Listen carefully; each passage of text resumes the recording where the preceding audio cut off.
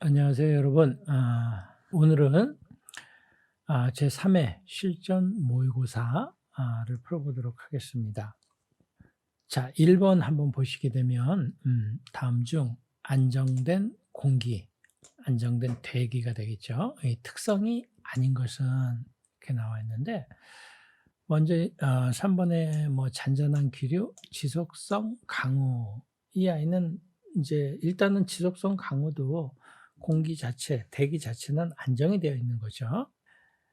그래서 아닌 것은을 찾는 거기 때문에 1번의 충운형 구름하고 저군형 구름 이 둘 중에 하나인데, 여러분들 뭐 답은 본문에서 이제 보셨듯이 답은 저군형 구름인데, 우리가 이제 간단하게 보시게 되면 이제 구름을 분류, 기준을 이제 크게 두 가지를 이렇게 분류를 한다 그랬죠. 그래서 고도에 따른 분류, 상층, 중층, 하층원, 그 다음에 수직원, 이렇게 이제 네 가지로 분류하고, 모양에 따른 분류에서요, 여러분, 모양에 따른 분류에서는 이렇게 충운형 구름하고 저군형 이렇게 구름으로 분류가 돼요.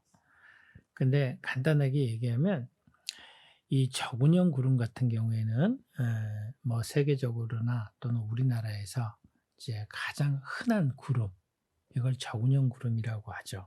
그래서 일명 수직운이라고도 하는데, 간단하게 말씀을 드리면 이제 상승 기류에 의해서 수증기가 응결되면서 이렇게 만들어지는 이런 구름이 저군형 구름이 되겠죠. 그래서 저군형 구름에도 이제 두 가지를 이렇게 분류가 돼요. 저군형 구름에도. 그래서 적운하고 정난운으로 이렇게 이제 분류가 되죠. 그래서 적운보다는 이제 정난운 같은 경우에 정난운이 이제 아주 급격한 이런 상승 기류로 만들어져 가지고 뭐 우리가 얘기하는 집중호우라든지 소나기 이런 것들이 적운형 구름의 정난운에서 이렇게 만들어지게 된다, 이렇게 알아두시면 되겠습니다. 우리가 얘기하는 뭐 뭉게구름이라든지 이런 것들도 다 이제 저군형 구름이 되겠죠. 그래서 이거는 뭐 급격하게 이제 안정된 공기가 아니겠죠. 자, 반면에 층운형 구름 같은 경우에는 이제 아주 넓게 이렇게 분포되면서 수평 모양으로 이런 형태로 이제 구성이 되죠. 층운형 구름은. 그래서 상대적으로 저군형이라든지 이런 거에 비해서 좀 더 안정된 공기의 특성을 갖는다, 이렇게 알아두시면 되겠습니다. 2번 무인 멀티콥터의 위치 제어해 주는 것은 우리가 GPS로 알고 있죠. 모터의 속도 상수, KV의 설명으로 옳은 것은, 이게 속도 상수 하면은 여러분들이 이제 기본적으로 여기서 1번에 뭐 KV가 작을수록 프로펠러가 작은 것이 효율적이다. 작은 게면 큰 게 이제 효율적인 거죠. KV가 높으면 토크가 낮다. 속도 상수가 높으면 KV가 낮다가 답이 되는 거죠. 그렇죠? 이거 왜 그러냐면 어떤 이제 한정된 배터리의 양이잖아요. 뭐가 크면 뭐가 작고. 그렇죠? 그래서 KV가 크면 KV가 예를 낮으면 토크가 이제 높게 되는 거죠. 그래서 여기 이제 3번이 되겠죠. 답이. 그래서 속도 상수 작을수록 동일한 전류로 큰 토크 발생이 되고, KV가 클수록 동일한 전류로 작은 토크 발생이 된다. 이제 반비례가 되겠죠. 자, 4번 한번 볼게요. 비행 정보 구역 내의 ABCD 및 E 등급 공역에서 시계 비행 및 계기 비행을 하는 항공기에 대하여 항공 교통 관제 업무를 제공하는 구역, 관제 업무를 제공하는 구역, 이거는 4번에 관제구가 되겠죠. 여기 구이라고 나와 있는데 이거를 구로 바꿔줄게요. 그래서 예를 들어서 우리가 이제 관제 공역 같은 경우에는, 관제 공역에는 예를 들어서 관제권, 관제구, 그다음에 비행장 교통구역 이렇게 이제 나눠지죠. 그래서 여기에선 답이 관제구가 된다. 관제구. 그다음에 여기에 뭐 정보구역이라든지 좋은구역 이 두 가지 같은 경우에는 이제 비관제공역이죠. 비관제공역. 이렇게 알아두시면 되겠고 5번 한번 볼게요. 항공시설 업무 절차 또는 위험 요소의 시설, 운영 상태 및 그 변경에 관한 정보를 수록하여 전기통신 수단을 항공 종사자들에게 배포하는 공고문은 요거는 우리가 본문에서 보셨듯이 노탐. 그래서 이 노탐하고 요 AIP 요거는 본문에서도 이제 지적했듯이 시험에 가끔 잘 출제가 되는 겁니다. 6번 보실게요. 멀티콥터 제어 장치가 제어 장치라 그랬죠? 제어 장치, 그래서 GPS라든지 FC 제어 컨트롤 이런 거는 다 이제 제어 장치가 되는데 프로펠러 같은 경우에는 이제 동력 장치로 이게 구분이 될 수가 있겠죠. 자, 7번에 무인 멀티콥터가 비행 가능한 지역, 전파 수신이 많은 지역, 장애물이 없고 안전한 곳. 이게 이제 2번이 답이 되겠네요. 그렇죠? 전기 쪽 장애물이 많고 인파가 많고 차량의 이유는 비행 할 수 없는 이런 지역이 되겠죠. 8번에 보시게 되면 초경량 비행장치 신고 시 신고 첨부해야 할 서류가 아닌 것은 자 1번 초경량 비행장치 제원 및 성능표. 그래서 가끔 요 제원 및 성능표가 뭔가 이렇게 물어보시는 분들이 계시는데 아니 제원 및 성능표 이거는 뭐 제원표가 되겠죠. 그렇죠? 기체의 어떤 제원표, 성능표. 근데 3번을 가끔 궁금해 하시더라고요. 초경량 비행장치를 소유하고 있음을 증명하는 서류. 이건 이제 내가 어떤 기체를 구매를 할 때 계약서라든지 이런 부분이 뭐 영수증도 같이 첨부하면 좋겠고요. 그래서 기체 구매의 어떤 계약서 이런 부분이 소유하고 있음을 증명하는 서류가 된다. 그다음에 초경량 비행장치의 사진. 요 1번, 3번, 4번 이렇게 해가지고 여러분들이 이거는 알아두셔야 돼요. 이 관련해서 문제들이 많이 나오니까 여기서는 이제 아닌 것은 찾기 때문에 답은 2번이 되겠죠. 9번 우리나라에 영향을 미치는 기단 중 초여름 장마 기단의 해양성 한대 기단으로 불연속의 장마 전선을 이루어 영향을 미치는 기단. 그래서 늦봄 초여름이 되겠죠. 늦봄 초여름 장마기에 이거는 2번에 오츠크 기단이 된다. 해양성 한랭 기단이 되겠죠. 자, 10번으로 한번 넘어가 볼게요. 무게중심에 관한 문제인데 다음 중 무게중심과 관련된 설명으로 옳지 않은 것은 이렇게 나와 있는데 1번에 한번 보실까요? 기체마다 무게중심은 한 곳으로 고정이 되어 있다. 아니죠. 무게중심은 바뀔 수가 있겠죠. 그렇죠? 기체마다 이거는 뭐 한 곳으로 딱 고정되어 있는 건 아니겠죠. 자, 11번에 다음 중 기압에 대한 설명으로 틀린 것은 자, 1번 한번 보실까요? 해수면 기압 또는 동일한 기압대를 형성하는 지역을 따라 그은 선을 등고선이라고 한다. 이거는 등압선이라고 한다가 답이 되겠죠. 자, 2번도 북반구 고기압 지역에서 공기 흐름, 우리가 이제 공기 흐름의 북반구, 남반구, 고기압, 저기압, 이거는 지난번에 고북시 이렇게 하나 알아두라 그랬죠. 그죠? 고북시. 이게 이렇게 외우기 쉬워서 뭐 북고시 이렇게 외우는데 고북시 이거 하나 알아두시면은 여기에 관련된 문제들도 이 기압의 어떤 흐름이라든지 이런 거, 공기 흐름 이런 게 문제가 잘 나오거든요. 11번 같은 경우 특히 요 2번 요거요. 답은 1번이죠. 답은 1번인데 그래서 북반구에서는 고기압 지역에서 공기의 흐름은 시계 방향으로, 그쵸? 그렇게 이제 알아두시면 나머지 뭐 남반구라든지 또는 저기압이라든지 또 반시계 방향이라든지 이런 것들은 저절로 알 수 있다.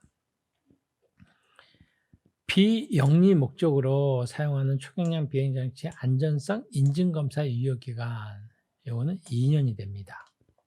2년. 이게 원래 처음에는 1년으로 됐다가 올해, 그러니까 2022년도에 아마 2년으로 다시 이렇게 바뀐 것 같아요. 그래서 2년이다 이렇게 알아두시면, 안전성 인증검사 유효기간 2년이다 알아두시면 좋겠습니다. 바람에 대한 설명으로 틀린 것은, 자, 풍속의 단위는 이렇게 쭉 나와요. 나트, 그 다음에 미터세크. 풍속은 공기가 이동한 거리와 이에 소모되는 시간의 비이다. 바람은 기압이 낮은 곳에서 높은 곳으로 흘러가는 공기 흐름. 이거는 3번이 틀리겠죠. 그렇죠? 그래서 기압이 높은 곳에서 낮은 곳으로, 항상 이제 기압이라는 것은 높은 곳에서, 압이라는 것은 큰 거에서 작은 것으로 이동이 된다가 이제 기본이 되겠죠. 뭐 예를 들어서 이제 우리가 풍선을 불어도 공기의 압력이라든지, 풍선에 후 불게 되면은 풍선 안에 이제 공기의 압력이 커지는데, 풍선 입구를 트게 되면 안에 있던 공기 압력이 크기 때문에 밖으로 이동을 하게 되겠죠. 그래서 이제 압력이라는 것은 큰 데에서 작은 곳으로 흐른다. 자, 18번 한번 보실게요. 14번. 프로펠러 회전 방향에 대한 설명으로 옳은 것은, 회전 방향. 자, 시계 방향을 CW, 반시계 방향 회전을 CCW라고 칭한다 이렇게 나와 있는데, 이 14번 같은 경우는 이제 여러분들이 실제적으로 기체를 이제 운영을 할 때라든지 뭐 촬영용이라든지 농업용 기체 다 마찬가지입니다. 항상 그 프로펠러에 이제 자세히 이렇게 보시게 되면 CW라든지 CCW 이런 게 표기가 되어 있거든요. 그래서 이제 CW 정방향, CCW 역방향, 정력, 정력 이런 식으로 이제 프로펠러를 장착을 하게 돼 있습니다. 그래서 시계 방향 CW, 반시계 방향 CCW라고 칭한다. 이 2번이 맞게 되겠습니다. 그 다음에 15번에 비행 제한 구역에 비행을 하기 위해 승인 절차를 거쳐야 한다. 이건 누구에게 신청을 해야 하는 건가? 비행을 하기 위해서 승인 절차. 이거는 지방항공청장이에요. 지방항공청장. 그러니까 이제 지방항공청이 몇 군데 있는데, 뭐 경기, 서울 이런 이제 서울지방항공청장에다가 이렇게 허가를 맡아서 승인을 진행을 해야 된다. 자, 그 다음에 16번. 비행기에 작용하는 항력에 대한 설명 중 올바른 것은, 항력은 우리가 이제 뭐 유도항력이라든지 유해항력, 형상항력, 그 형상항력 무슨 뭐 마찰항력, 이거는 항력에 대한 거는 시험에 꼭 하나씩 꼭 나오기 때문에 그건 좀 알아두셔야 돼요. 대한 설명으로 올바른 것은, 자, 1번에 보시면 유도항력은 양력의 세제곱에 비례한다. 요거는 해당 사항이 아니고, 추력이 항력보다 작으면 항공기는 항력 방향으로, 이것도 아니겠죠. 항력은 비행 방향의 수직으로 발생하는 공기 역학적인 힘이다. 이건 아니겠죠. 수직으로 발생했는데 이건 아니죠. 그렇죠? 항력은 속도의 제곱에 비례한다. 그렇죠? 속도가 커질수록 항력도 커지는 거죠. 우리가 지상에서도 마찬가지로 자동차를 만약에 자전거를 타고 가다가 마찬가지로 자전거의 속도가 빨라지게 되면 앞에서 불어오는 상대풍의 압력은 더 커지게 되는 거죠. 자, 17번. 뉴턴의 법칙 중 토크와 관련된 법칙은, 토크라는 것은 우리가 뭐 예를 들어서 헬리콥터의 메인 로터가 오른쪽으로 돌게 되면 기체는 이제 왼쪽으로 쏠리게 되는 이런 현상인데, 작용 반작용의 법칙이 되겠죠. 뉴턴의. 그쵸? 그래서 답은 4번이 된다.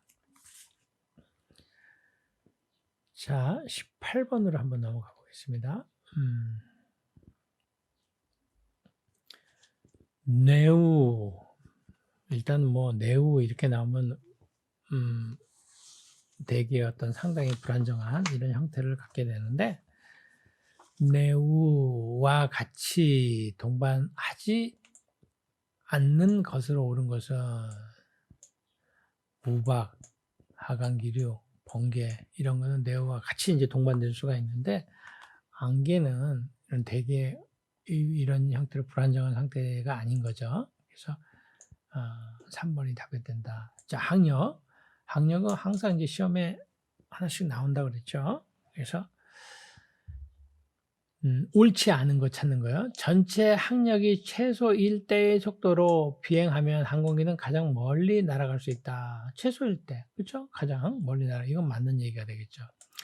유해 항력은 항공기 속도가 증가할수록 증가한다. 그렇죠? 이건 맞는 얘기고.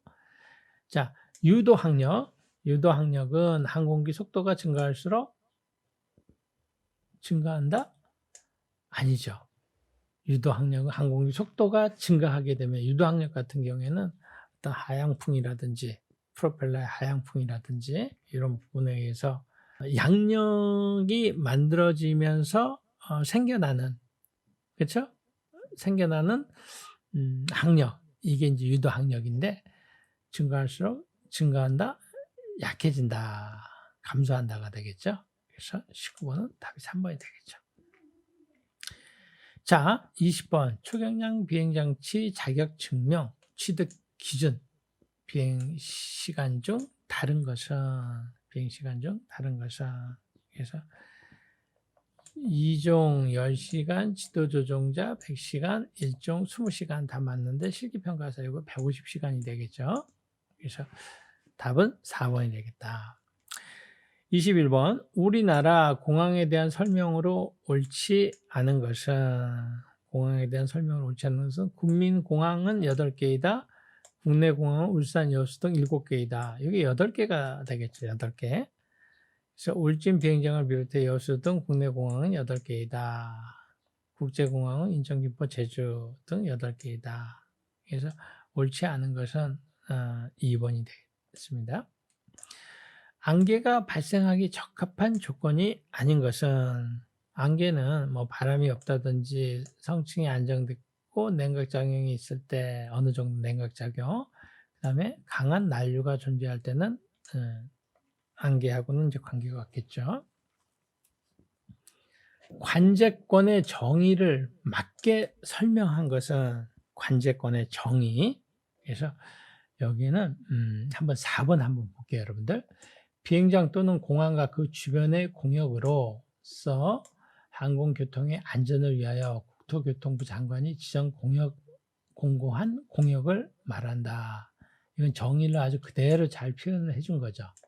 관제권. 그래서 관제권, 또 여기서 여러분들이 하나 좀 알아두시면 좋은 게, 관제권은 이제 수평으로 5해리가 되겠죠. 5해리. 이게 킬로수로 하면 9.3km. 수평으로, 수직으로는 3,000피트 또는 5,000피트까지의 공역. 그래서 그런 거리도 수평 5해리 9.3km, 그 다음에 수직으로는 3,000피트 혹은 5,000피트까지의 공역, 이렇게 알아두시면, 같이 알아두시면 관제권의 이제 정의를 다 이렇게 알아둔다, 이렇게 보면 되겠죠. 자, 24번 기체의 세로 축과 날개의 시선이 이르는 각도. 기체의 세로, 가로 세로의 세로 축과 날개의 시선이 이르는 각도를 치부각이다. 자, 안전하고 효율적인 무인 항공 방지를 위한 필수 요원이 아닌 사람. 여기는 이제 우리가 예를 들어서 이제 방제 작업을 할 때도 기체 조종자와 보조자, 그 다음에 신호자, 이거는 필수 요원, 3명이 필수 요원이 되겠죠. 근데 이 운전자 같은 경우는 필수 요원이라고 볼 수는 없죠. 답은 3번이 되겠다. 관제구는 지표면 해수면으로부터 최소 몇 미터 이상 높게 설정해야 되나? 관제구는 해수면으로부터 최소 200m가 된다. 200m. 이거는 여러분도 같이 외워두시면 좋겠어요. 그렇죠? 그 다음에 27번 한번 볼까요? 항공기 대여업으로 초경량 비행 장치만을 대여하는 개인의 자본금은 이런 자본금은 이제 3천만 원 이상. 그래서 이거 대여업이라든지 이런 부분을 뭐 내가 뭐 이제 법인을 만들 때도 뭐 3천만 원짜리를 만든다 이렇게 하면은 그게 이제 회사 자본금이 되는 거죠. 이제 그런 부분이고 여기 뭐 3천만 원 이 부분은 그냥 여러분들 알아두시고 요 대업이라든지 사용 사업 할 때 이제 시험에 이제 잘 나오는 게 뭐가 있냐면은 이제 자본금이 감소하면은 이제 신고를 해야 돼요. 자본금 감소할 때 신고. 근데 자본금이 증가한다. 이런 거는 신고를 안 해도 되거든요. 또 대표자가 변경이 될 때는 신고를 해야 돼요. 하지만 종사자가 변경이 될 때는 신고를 안 해도 되거든요. 자, 그 두 가지가 시험에 자주 출제가 됩니다. 자, 간단하게 정리를 하면은 어떤 신고 대상 중에서 자본금이 감소하면은 신고를 해야 되고 증가는 신고 안 해도 됩니다. 그다음에 대표자 변경 신고해야 되고 종사자 변경은 신고를 안 해도 된다. 이렇게 알아두시면 되겠습니다. 자, 28번 한번 볼게요. 초경량 비행장치에 말소 신고를 하지 않은 경우 1차 말소 신고입니다. 그래서 1차 과태료는 15만 원 되겠죠. 뭐 말소, 멸실, 해체 이런 거요. 15만 원. 2차가 그러니까 제일 큰 게 30만 원이죠. 제일 큰 게 30만 원. 1차 30만 원이고 그래서 요거 중간 금액이 되겠죠. 그렇죠? 22만 5천 원이 되겠죠. 2차는. 그래서 1차가 15만 원이고 3차가 30만 원이다. 이렇게 알아두시면 되겠습니다. 자, 뭐 이건 이제 29번 같은 경우에는 여러분들이 이제 실제 기체를 운영한다든지 이럴 때 좀 알아두셔야 될 부분이 되겠네요. 무인 멀티콥터 비행 중 조종기 배터리 경고음이 울렸을 때 취해야 할 행동으로 옳은 것은 자, 경고음이 울렸어요. 경고음. 그러면 자, 당황하지 말고 기체를 안전한 장소로 이동하여 착륙시켜 배터리를 교환한다. 답은 1번이 되겠죠. 자, 30번 국제 민간 항공기구 아이카오에서 공식 영어로 사용하는 무인 항공기 영어로 옳은 것은 이거 여러분들 뭐 우리가 이제 흔히 쓰는 거는 드론이라든지 UAV 이런 것들을 많이 쓰죠. 뭐 드론은 뭐 너무 흔히 쓰는 거고 그다음에 UAV 뭐 Unmanned Aerial Vehicle 해가지고 UAV도 이제 많이 쓰는 거죠. 근데 이 국제 민간 항공기 아이카오에서 공식 영어로 한 거는 RPAS예요. 그래서 Remotely Piloted Aircraft System 이래가지고 RPAS가 공식 용어로 이제 활용을 한다. 근데 사실 우리가 이제 RPAS라고 이제 보통 때는 잘 쓰지는 않는데 공식 용어는 RPAS다. 이렇게 알아두시면 되겠습니다. 그 다음에 31번에 리튬 폴리머 배터리 취급에 대한 설명으로 옳지 않은 것은 리튬 폴리머 옳지 않은 것은 이런 부분들도 여러분들 이제 나중에 실제 드론을 이제 운영을 하시게 되면은 배터리는 이제 필수적인 거거든요. 그래서 배터리는 여러분들 뭐 상식적으로라도 알아두셔야 되지만 시험에도 뭐 늘 출제가 되는 겁니다. 자, 설명으로 옳은 것은 이렇게 나와 있죠. 충격에 잘 견딘다. 이거는 안 되죠. 리튬 폴리머 충격에 약합니다. 50도 이상의 환경에서 사용될 경우 효율이 높아진다, 낮아지겠죠. 수중에 장비가 추락했을 경우에는 배터리를 잘 닦아서 사용한다. 리튬 폴리머는 뭐 수중에 이제 뭐 잠수됐다 이렇게 되면 거의 못 씁니다. 그래서 잘 닦아서 사용한다 이건 안 됩니다. 위험하죠. 마이너스 10도 이하로 사용될 경우 영구히 손상되어 사용 불가 상태가 될 수도 있다. 그렇죠? 아직까지는 예전에 뭐 리튬 폴리머가 좀 예민하고 이래서 폭발도 되고 이랬지만 요즘 뭐 많이 보완이 됐지만서도 그래도 좋은 배터리지만 리튬 폴리머가 뭐든지 이제 그렇잖아요. 좋은 게 있으면 또 단점도 있고 그런 부분들이 있기 때문에 이제 주의해야 될 부분들은 꼭 주의를 하게 되면 사용 기간도 늘어나고 또 안전하게 오랫동안 이렇게 사용을 할 수가 있는 거죠. 안전하고 또 경제적으로 사용을 할 수가 있습니다. 32번 비행 교육 후 평가의 원칙으로 옳지 않은 것은 평가자는 적법한 자격이 없어도 평가할 수 있다? 이거 안 되죠. 답은 1번이 옳지 않은 것이니까. 30번 비행 방향의 반대 방향인 공기 흐름의 비행 방향의 반대 방향이에요. 방향인 공기 흐름의 속도 방향과 에어포일의 시선이 만드는 사이각을 말하며 양력, 항력 및 피치 모멘트에 가장 큰 영향을 주는 것은 받은 각이 되겠죠. 2번. 자, 지면 효과에 대한 설명. 그러니까 지면 효과 같은 경우에는 이제 우리가 간단하게 우리가 기체를 운영을 할 때 이제 뭐 착륙이 되겠죠. 그래서 지면으로 근접 운영 시 지면으로 근접해 가지고 접근 시 하강풍이 당연히 생기겠죠. 그러면 지면과 충돌하면서 양력 발생 효율이 증대되는 현상. 이게 이제 지면 효과의 어떤 정의가 되겠죠. 옳은 것은 이렇게 나오는데 1번에 공기 흐름 패턴과 함께 지표면의 간섭의 결과. 그렇죠? 지표면의 하강풍하고 지표면에 부딪히면서 충돌로 인해서 이제 양력 발생 효율이 높아지는 결과 이렇게 되겠죠. 답은 1번이 되겠네요. 회전익 비행장치의 특성으로 옳지 않은 것은 회전익 비행장치의 특성으로 옳지 않은 것은 최저 속도를 제한한다, 최고 속도를 제한한다가 답이 되겠죠. 그렇죠? 회전익 비행장치는 고정익 비행장치가 최저 속도를 제한한다. 이렇게 알아두시면 되겠습니다. 그렇죠? 자, 36번으로 한번 넘어가 볼게요.